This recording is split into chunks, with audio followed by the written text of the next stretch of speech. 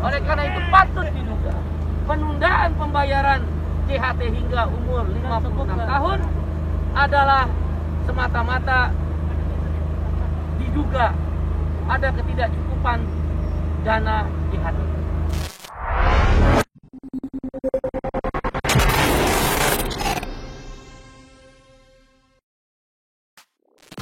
Aturan Permenaker nomor 2 tahun 2022 jadi polemik. Pasalnya, pencairan jaminan hari tua 100% baru bisa dilakukan jika peserta berusia 56 tahun, meninggal dunia, atau mengalami cacat total tetap. Aturan baru ini mendapat penolakan dari berbagai pihak, terutama Serikat Buruh. Pemerintah kemudian mengumumkan program baru yang bernama Jaminan Kehilangan Pekerjaan atau JKP. Nah, seperti apa sih skema JKP? Program Jaminan Kehilangan Pekerjaan ini diperuntukkan bagi pekerja yang mengalami PHK ketika berusia di bawah 56 tahun. Menaker Ida Fauzia mengatakan, iurannya ditanggung pemerintah. Peserta tak akan dipungut biaya sepeser pun. Begini skema pembayarannya. JKP menawarkan 3 manfaat: uang tunai, akses info pasar kerja, dan pelatihan kerja. Uang tunai akan diberikan selama 6 bulan. Dalam 3 bulan pertama diberikan 45% dari upah dan 3 bulan selanjutnya dengan porsi 25% dari upah yang dilaporkan dengan batasan upah 5 juta rupiah. Eits, tapi tetap ada syaratnya ya. Ini nih syaratnya.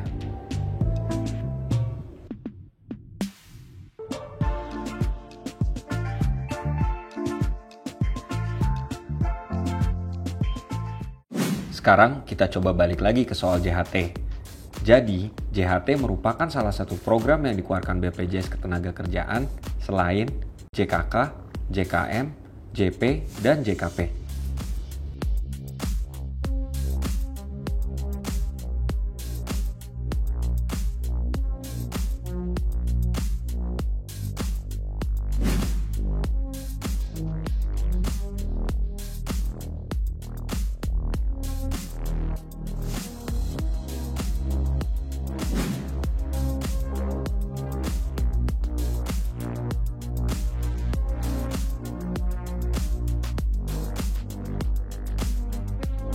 Berikut simulasi perhitungan iuran BPJS Ketenagakerjaan untuk pekerja dengan upah 1 juta rupiah per bulan.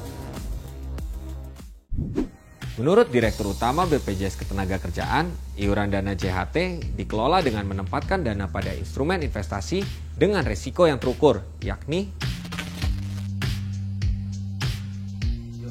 65% ditempatkan pada obligasi dan surat berharga dengan komposisi 92%-nya adalah surat utang negara. 15% ditempatkan pada deposito dengan komposisi 97%-nya adalah pada bank himbara dan BPD. 12,5% ditempatkan di saham yang didominasi saham-saham blue chip yang masuk kategori LQ45. 7% ditempatkan pada reksadana yang berisi saham blue chip. Dan 0,5% diinvestasikan pada properti dan penyertaan langsung.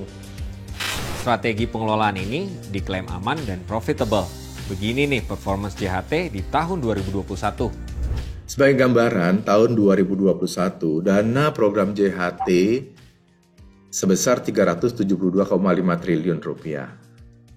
Pada tahun 2021, hasil investasi yang kita hasilkan dari dana kelolaan tersebut adalah 24 triliun rupiah. Pada tahun lalu, iuran JHT yang kami terima itu 51 triliun rupiah.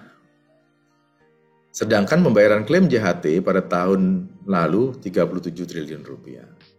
Kalau kita lihat angka-angka tersebut, maka kita bisa melihat sebagian besar klaim yang kita bayarkan itu berasal dari hasil investasi.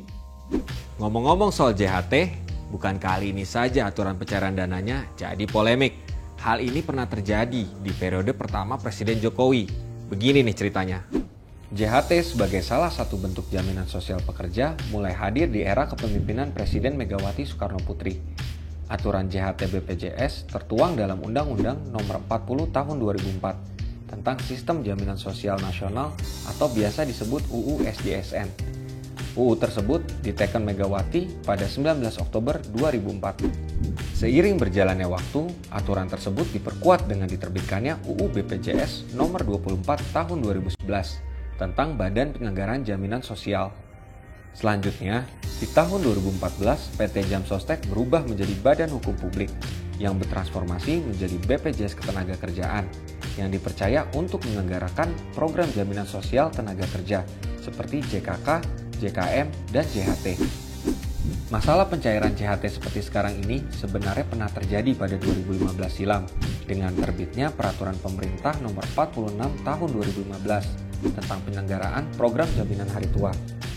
PP 46 2015 diteken Jokowi pada tanggal 30 Juni 2015 dan berlaku 1 Juli 2015. Kemudian aturan tersebut dicabut karena mendapat banyak penolakan.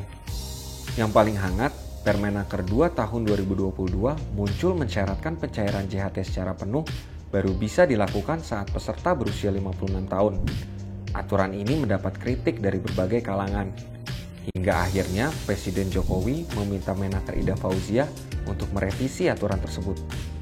Tadi pagi Bapak Presiden sudah memanggil Pak Menko Perekonomian, Ibu Menteri Tenaga Kerja, dan Bapak Presiden sudah memerintahkan agar tata cara dan persyaratan pembayaran JHT itu disederhanakan, dipermudah, agar dana JHT itu bisa diambil oleh individu pekerja yang sedang mengalami masa-masa sulit sekarang ini, terutama yang sedang menghadapi PHK.